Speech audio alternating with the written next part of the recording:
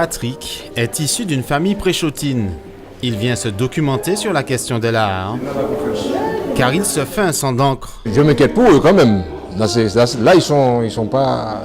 C'est pas simple pour eux, c'est pas simple. Donc je vous rappelle que ces coulées ont un front, un corps constitué. Une heure de conférence qui fait salle comble, un public en quête de réponses, mais pour des raisons différentes. C'est d'actualité, et beaucoup d'informations circulent sur les réseaux et je souhaitais avoir l'information la plus juste. Yann, lui, est expert en sciences sociales.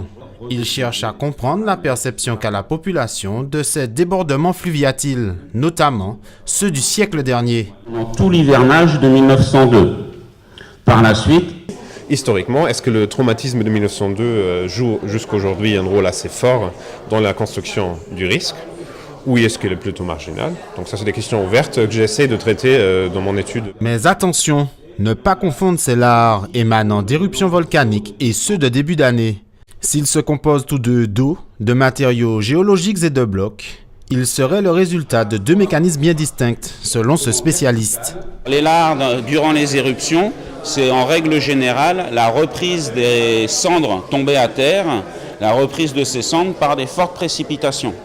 Ça va créer donc des coulées de boue.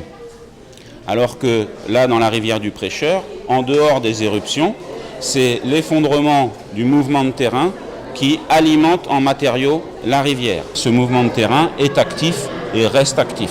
Donc il apporte toujours des matériaux au cours d'eau, ce qui fait qu'il y aura toujours des coulées de boue dans la rivière du Prêcheur. Le phénomène serait imprévisible quant au volume des coulées futures. Manque de connaissances scientifiques ou temps de recul nécessaire. À noter que ce matin, il était plutôt rare de croiser un préchotin.